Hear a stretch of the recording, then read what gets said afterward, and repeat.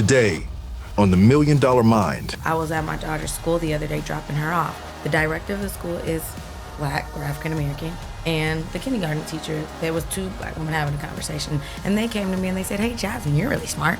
What should we be boycotting?" I looked at them and I started to laugh because I said, "You're still in this emotional fight. This is not about Washington. You need to be focused in understanding what you're in." Yeah, it's starting to affect things. It's building up. And the emotional part will allow us to be, kind of have a fog over us. And then next thing you know, they're actually putting it in place. For example, the tariffs, right? In this atmosphere of content, you don't know what's real or fake.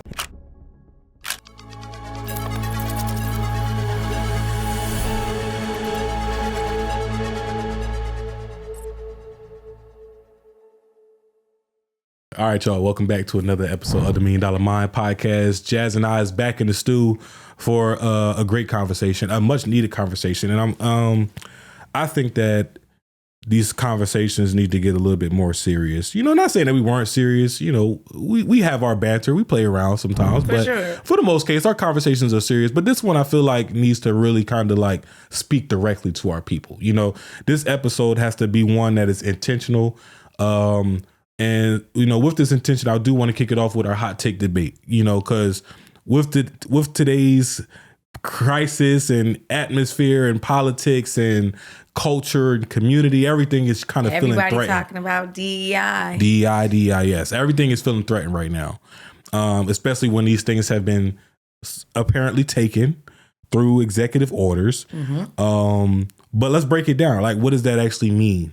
What does that right. What does that do for us? What does it do to us? I want to take this time to really debate it so that we can ourselves and help, you know, the listeners get out of the emotional baiting that's going on. It's a lot of emotional baiting. Yeah. And it's been happening for years. And we do have to address this. It's equally important to me too. Mm-hmm. Right? Because I mean, what is DI? What infrastructure? You know, there's a lot of layers to DEI, you know, not just the Black woman, the Hispanic woman, the woman in general, just fairness across the board, even for men, right? Mm-hmm. Men of color, to be able to get the same pay and the same right to actually come into a you know, Fortune 500 company, right?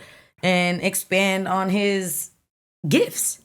So we've all, I think we're all being affected by this.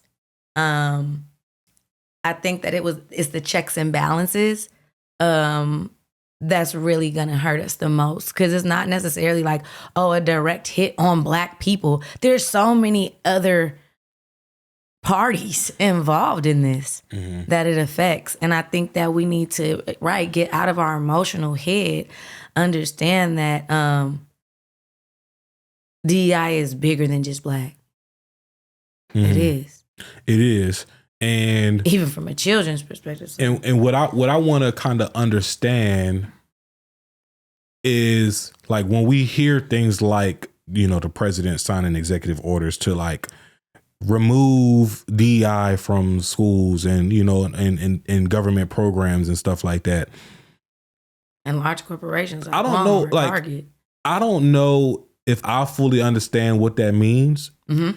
And I'm going to make a huge assumption, right, that because I don't fully understand what that means, that a good majority of us also don't really understand what that means.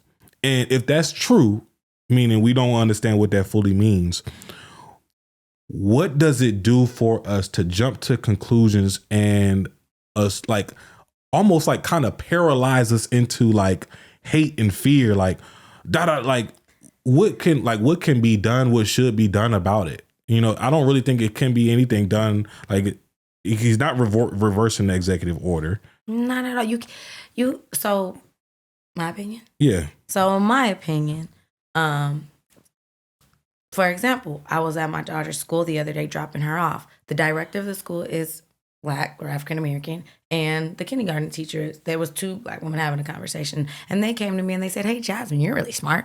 What should we be boycotting?" I looked at them and I started to laugh because I said, "You're still in this emotional fight. This is not about Washington. This has everything to do with you need to be focused in understanding what you're in." Okay, we're always getting emotionally pulled to fight for someone or fight each other, where we need to be actually understanding checks and balances of what DEI actually put in place. And so even if DEI is out of place, right, what are you going to do within your actual estate with your Black dollars? What Black dollars do you own right now? Your home that you own. Is it going to go back to probate, to the government, to the billionaires, or is it going to land on another minority?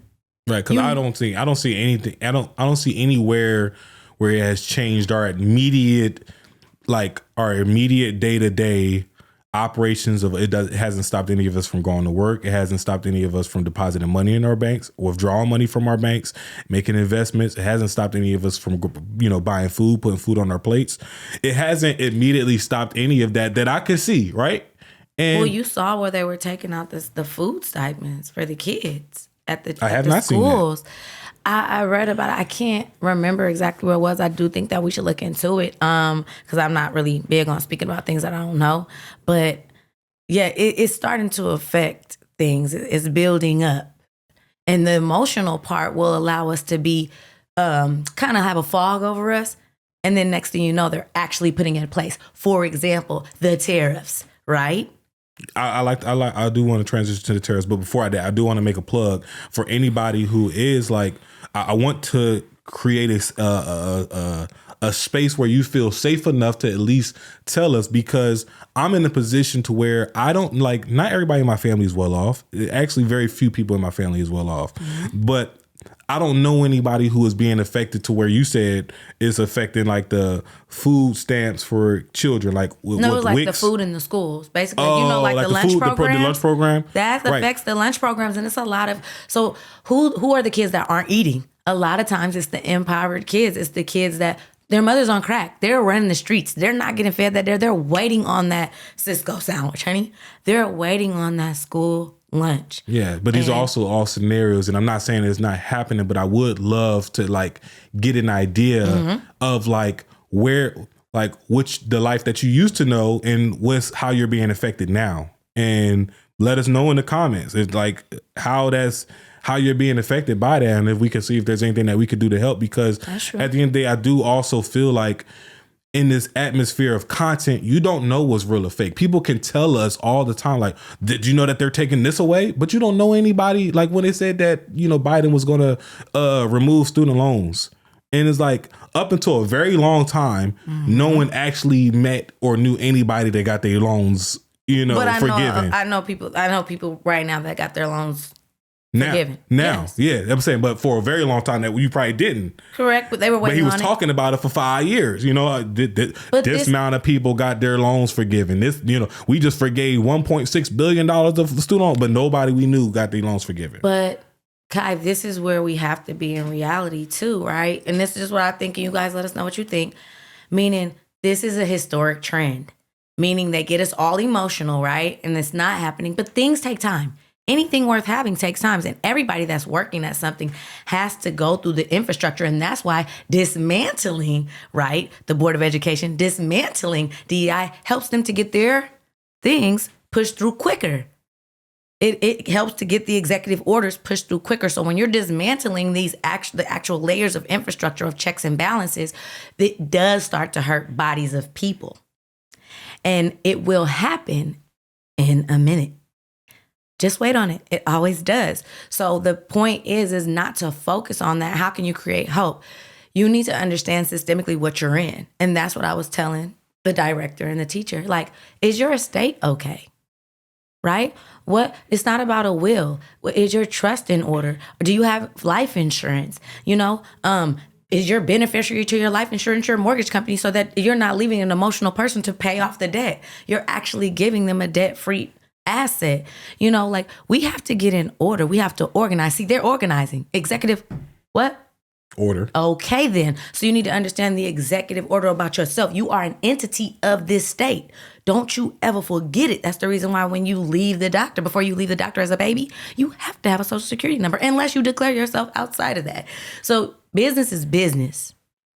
So yes, there's a lot of people saying like, hey, DEI doesn't affect Black. It will eventually, because we are at the bottom of the totem pole of economical inertia. Just like I forget that guy that I sent you when he was talking about let's talk about racism on an economical level, right? Mm-hmm. Meaning that, what is it? 400 white people make up for all the wealth of black people.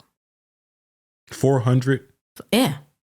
Like 400 families or something like that. Right. And it's like, it's even like smaller number than that, like 100 families something like that. But wealth of all the world. So that's the reason why you must not be emotional about it. Stop going into the emotional bait that you were speaking about and just finally get still, know who you are. The game has been played over and over. So yes, they probably will take DEI out because he's already put the executive order in place.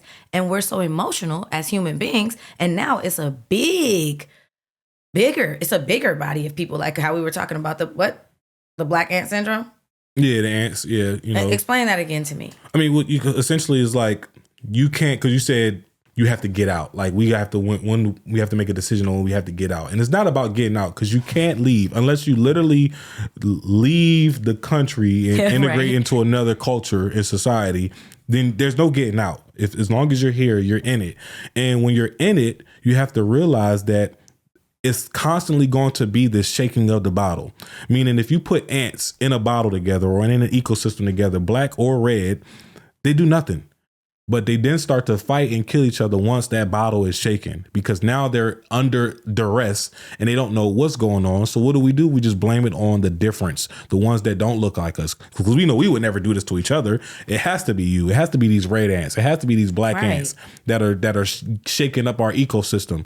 And that's what they do. And that's where the fear baiting, the emotion baiting comes from. Is like they put out these different plots of news, right? Like I don't think that the executive orders was the real plan. I think that it was a bottle being shaken, where you're saying on the back burner, they dismantling Board of Education. There are things that are happening more quietly.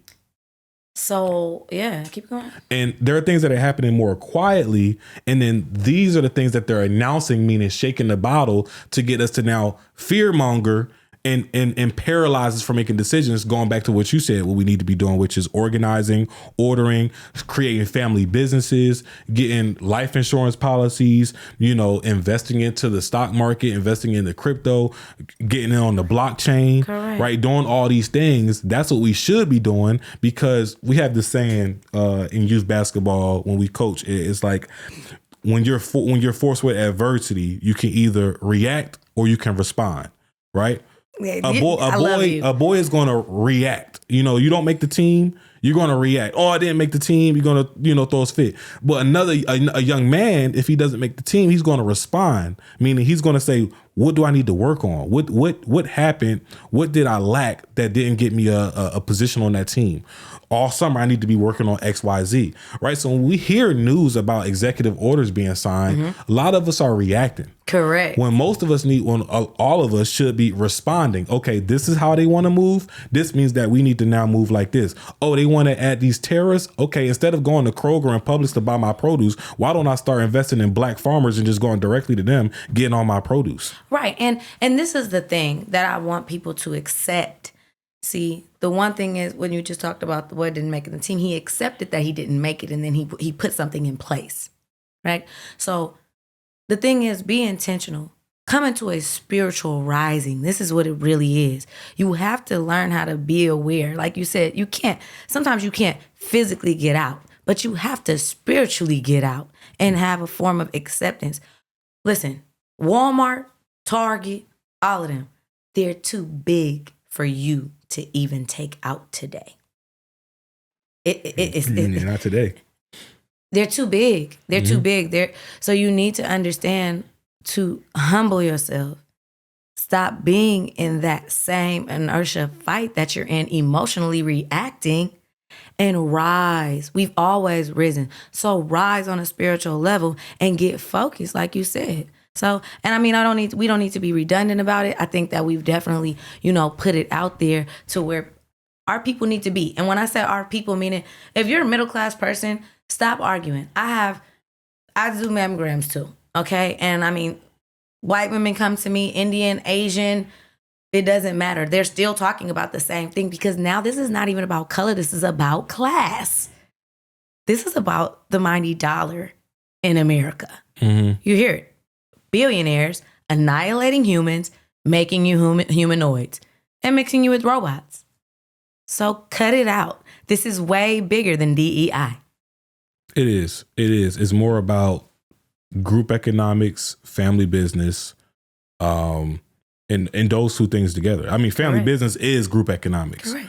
You know, and we had put together, like me and my brother was talking about a great idea to like get the family together and like almost like almost require, right? Like a monthly subscription into the family. Yes. For each member, like if we having, you know, financial literacy meetings every Saturday, each member participating is required to make a monthly subscription into that, right? Contribution, yes. Yep. And then on top of that, even coming up with like, back in the day, they called like the Haitians called it like a zuzu board, and you have the giving tree and the giving flower and stuff like that, where everybody puts, you know, up money into this pot, and then it circulates on a certain every week or every month or whatever the case to one person. Correct. Then one person gets the money in that pot, right? And we've done these pyramid, but you call them pyramid schemes, right? I mean, that's so crazy how we'll call our own things that we had created foundationally for wealth and to build each other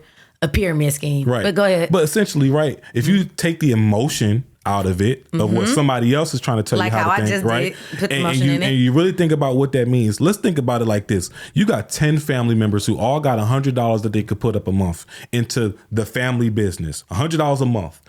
This month, $1,000 goes to Jas. Jas says to the family, hey, I need to get my credit fixed so I can go after this capital so I can start this business. Boom. We just gave Jas $1,000 to get her credit fixed right then and there so that she can get the stuff that she needs for this month. Right. Then the next month, Quiy says, oh, I need $1,000, or I could use this $1,000 to get my LLC, get my business branded, get out everything XYZ, da da da. Now I don't have to wait because now I have the money to do it right then and there. Unity, you've been actually propelled to be able to accomplish, and that's what we need to do. We need to be organizing, working together, building funds and wealth, building each other internally, externally, so that we can be more effective, because the more wealth that we have, knowledge base, right? Monetary base, and in a systematic order, we're going to be able to work more effectively.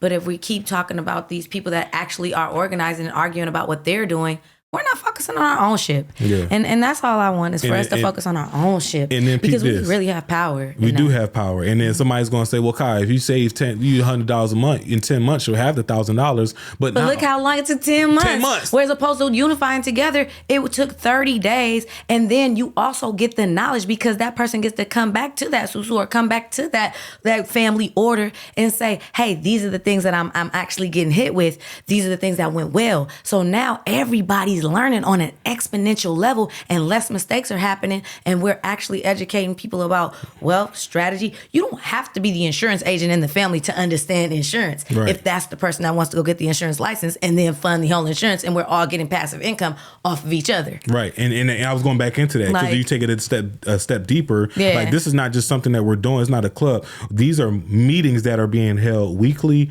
and monthly. And that's a business meeting. Yes, it's a business meeting. So y'all are talking about how are we going to make it, right? So you identify the person in the family that has an interest in credit, that has an interest in this, and they say, I want to be the one that, I want to start a business, get my, fixing credit, right? Boom, pay for him to go through the process of getting, the course of becoming a funding business, fixing people's credit. And now y'all have him or her to fix all y'all credit. Right. So now y'all can bypass all that stuff, because you already made the investment into helping him or her get there. Right. Then you find out, oh, this person wants to get their real estate license. Boom. $1,000. Go get your real estate license, handle business. Then now we have somebody in the family we can go to for our real estate. And needs. I mean, $1,000, they're going to get their real estate license. They're going to be able to get their signs. They're going to be able to take headshots. Like, seriously. And you really gave them, the capital that they needed to say, like, hey, I can finish this. And now I can go and be prepared to make some money. Like, I like it, Now, I mean, is everybody going to do it? I hope so. I'm hearing this. Yeah. I hope that we stop eating chips and saying, hey, man, they're crazy. They're trying to take away. they'll only take away what you let them. And if you give them that much power in your head, I don't understand. But what's that saying? What? You don't pay me enough rent to live in my head or something like that. Oh, like, yeah. They ain't gave me enough PPP or whatever it is. Not the PPP. We ain't going to bring that up. All right, look. Oh, so that sound means it's time for us to transition into $1 Million Insights. You know, the game where Jazz and I go blow for blow on rapid fire questions. We got 30 seconds each to run down this list of topics. We got 10 topics populating on the board right now. All right, so starting with DEI. So, I mean, with DEI, we just talked about it a little bit more. I feel like ultimately at the end of the day, you know, some of these things can affect us, but it doesn't have to affect us, right? There are other things. If we play the game, we can figure out how these things don't have to affect us. And, you know, make those investments, you know, start small, make it big. I know a lot of us think, well, we don't have money to do all these other things, make the investments that these rich guys can do. But life insurance can literally cost you $50 a month. Yep. You know, $50 a month is what you spend on fast food, you know, more than that. DEI, I think that it definitely is going to affect us in the long term. However, you just have to focus. You have to do what you can do to build yourself. Because, I mean, before there was DEI, we were still existent here. Okay? We were still doing, we were still moving, and we were still making things happen. So don't lose hope. Know that the power is in you. But DEI definitely is going to affect people. It's just a layer of security, is a layer of things that we have built as a nation. And I mean, in the U.S. And I do think it will. Yep. And now when we go into tariffs and black biz, I'm going to double down on the point that I made earlier, kind of briefly, was like, if tariffs don't necessarily affect us directly, but indirectly it does, meaning our produce and our groceries and stuff like that, our goods are going to get more expensive, right? And so if that's the case, now we just need to cut out the middleman, go directly to the sources. I feel like we need to go back to investing right into these black farmers. I did find the index of black farms in the country. We're gonna drop that. So I'm gonna drop it in the comments. I got an index of black farmers in Georgia, but drop your state and then I'll give you the index to that state as well. I love it. Tariffs and black business. I think that tariffs highly affect black business because we are at the bottom of the totem pole of in the economical chain. Okay, meaning we don't have enough funding. So no matter what, when tariffs happen, it's going to hit the lowest, the hardest. And that's the reason why, you know, it's really important for me, like I keep saying, emotionally, like, hey, get out emotionally, understand the rise. Understand the rise. You know, you can't keep arguing. You can't keep going into that circle in your head. You got to understand what real business is. And yes, so tariffs is going to raise gold. It's going to raise silver. It's going to raise certain energy things because guess what? Canada's already talking about cutting off our energy. You know, that's why they pushed it back 30 days. Don't be scared when that thing gets signed because you think that it got pushed back 30 days. That was just to go ahead and just make sure it goes right through. So that was a good one. Gentrification. With gentrification, I think that it's happening regardless. You can't stop it. And so you can either be the one to gentrify your communities or you can let other people come in and gentrify communities without your say. And so it goes back into family business, right? Going right back to that. We had an amazing family come on this show not too long ago, give the game plan for how families can invest and start family compounds. And I think that's what we need to get into, right? I agree. Get your family together, buy massive pieces of land. And just hunker down, build on it, give yourself enough space to harvest fresh produce, etc., and live off the land. Get back to the basics. Right. Gentrification. All right. So what is gentrification today? I mean, I remember coming out here 4 years ago and I said, hey, I was going to re-gentrify. And I've been able to buy, build, sell back to blacks with equity in that. In neighborhoods that are being gentrified by whites. But at the end of the day, I'm just being quite frank. Gentrification now, I don't care if you're Indian, white, taking over, whatever. It's all about classism right now, like on a mighty dollar level. So gentrification looks a little different, in my opinion. Black jobs. I'm going to just say black jobs is this, right? emotion baiting. It was just a term to just bait y'all emotions. Again, there's no real thing of what a black job is. I think a lot of us went off of what we think his interpretation of what a black job is, when in all actuality is just what your interpretation of a black job is. A black job is anything you see yourself doing. Yeah. And if you want to protect that, you're responsible for protecting that, right? You just go after it. Nobody can take anything away from you in all actuality. I agree. A job is a job. When somebody puts black in front of it, it's just to emotionally bait you. If you know you're black, you're black. If you know you're Chinese, you're Chinese. Be proud about that. But a job is a job. Like, kill it. Yeah. I mean, it's kind of like the next topic we're going to talk about in regards to like woke. You know what I mean? Like, kill that. Well, right before that one is the black banks. Banks. We can't forget about the black banks. We can't forget about the black banks. This is like the huge thing about group economics, because, before all this, like Black Wall Street, like there were black banks, right? Mm-hmm. And we need to go back into making sure that our dollars circulate in our community a little bit longer by putting them in the black banks, and black banks that are truly black, meaning they also invest in black communities, right? So we put our money into these black banks, centralize our funds, and then those black banks support our communities. Correct. And that's when I talk about systemic organization, you have to understand this is big business. It's just like back in the day in Georgia when they said you could only own 2 homes in your name. That was them taking you out of the business sector of actually building wealth. You're right. We have to create funds. Every state has a fund, like a 529 account for your children, right? Every state has a 529 account. If you even get that state 529 account, you'll probably get a write-off or a stipend.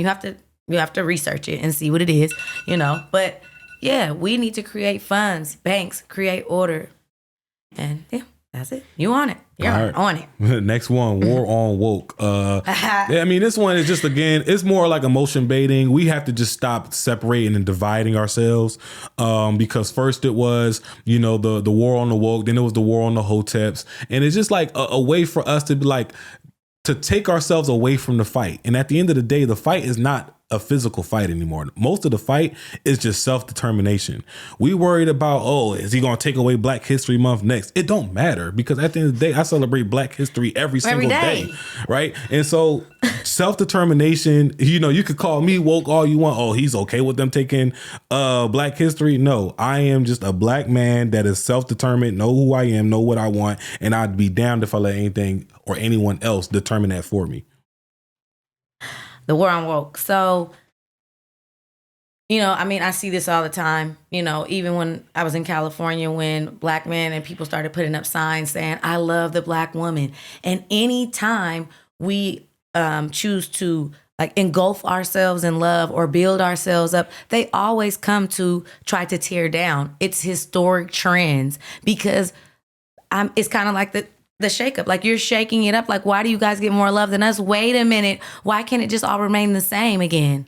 And we just have to stand our ground in who we are. Like you said, you're a Black man. I'm a Black woman. I'm a Black queen. You are a Black queen.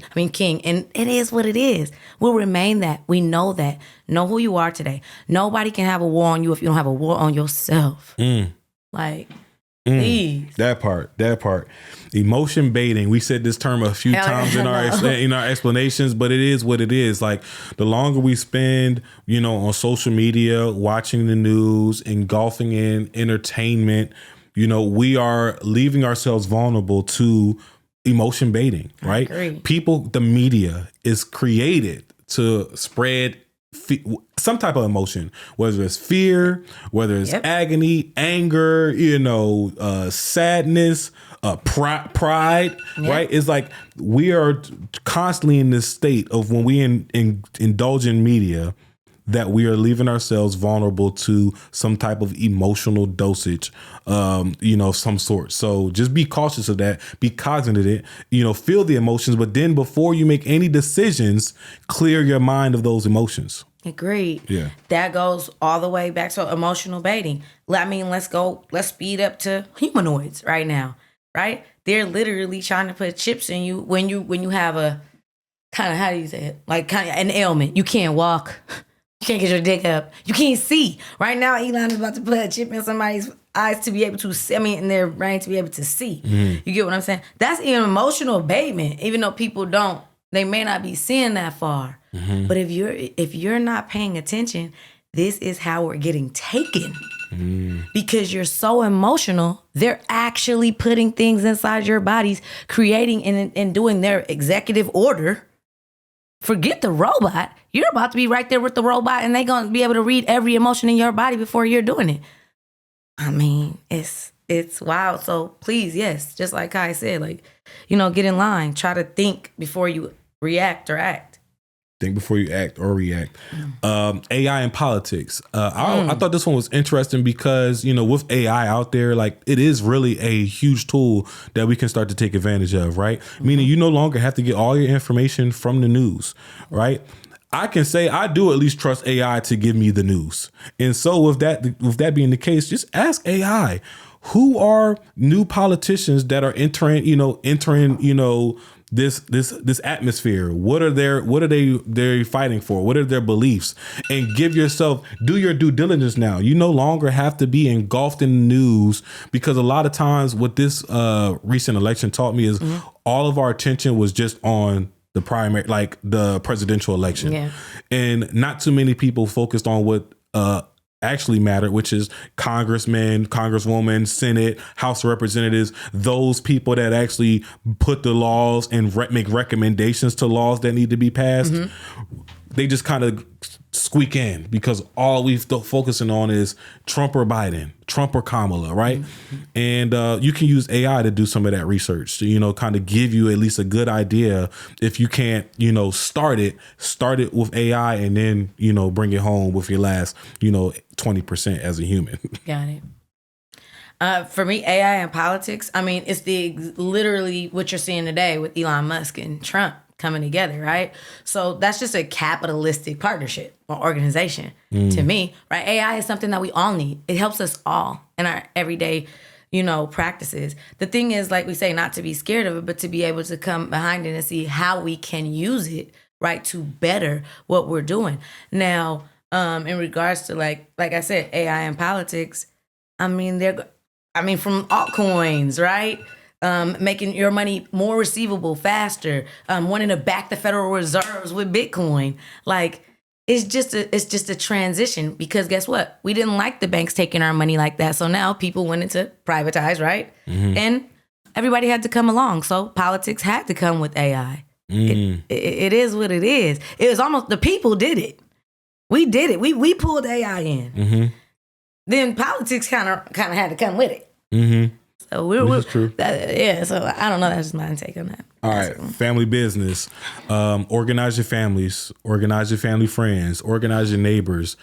Get organized, y'all. It's like, just, man, start working together. Start taking inventory. You good? Start taking inventory of people's skills. Start taking inventory of people's passions, and use that, leverage that to where we can create a symbiote of individuals that are passionate about what they do, and we empower them to do that, and we also leverage it to advance the business. Agreed.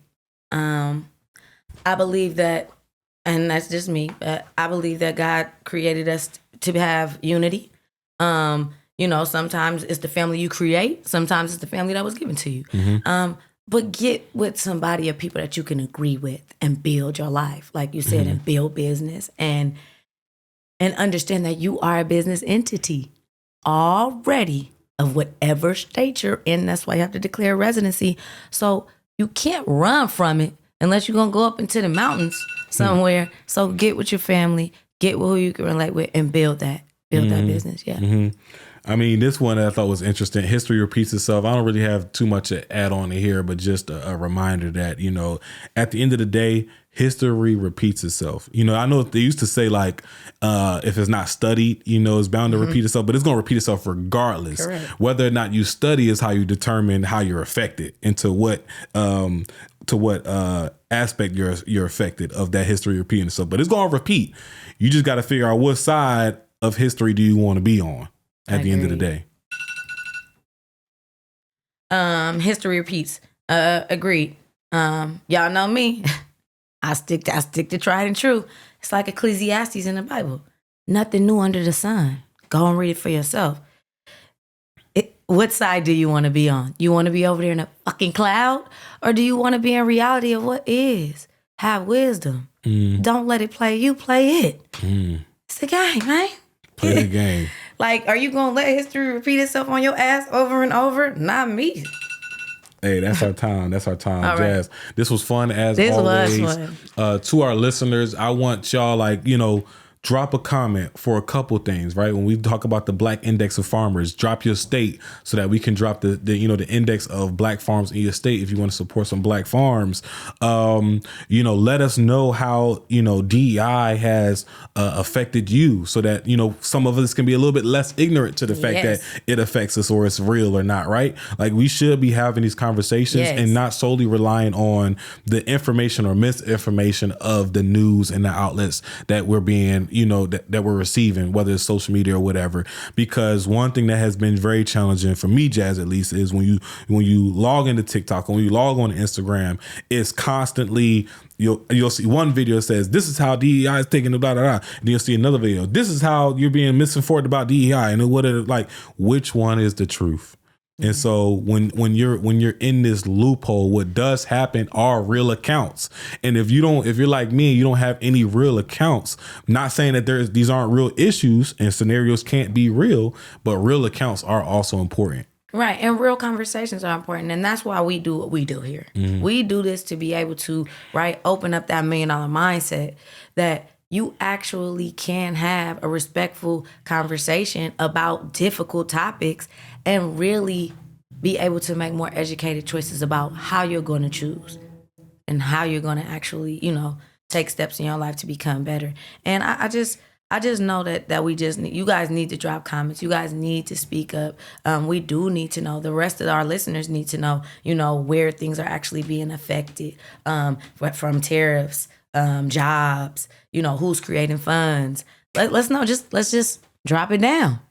Drop it down here. All right. Drop it down? Yeah, like drop it in the comments. Oh, yeah. You know, drop it in the comments for us. Drop it in the comments. We want to know what you're going through. We want to know, you know, what real sources are out there, right? People need to hear real sources. And it's the people. We stopped talking a long time ago. But I think the more that we talk, we're actually bridging the gap. We got to have real conversations and not emotional conversations. Because that's going to allow us to say, okay, boom, let's really organize in our head about what we're going to do. But if we keep talking about who are you boycotting? You're talking about this. You're talking about a fight again. We're in a fight every day. Individuals are. Yeah. So yep. Yeah.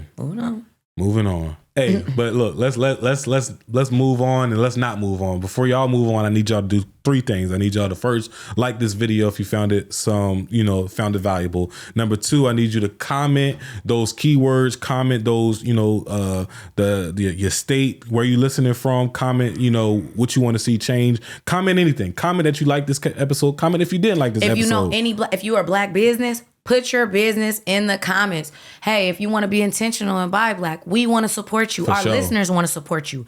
Make sure that you're marketing yourself with us. We want to know who you are. We want to see you. We want to support you.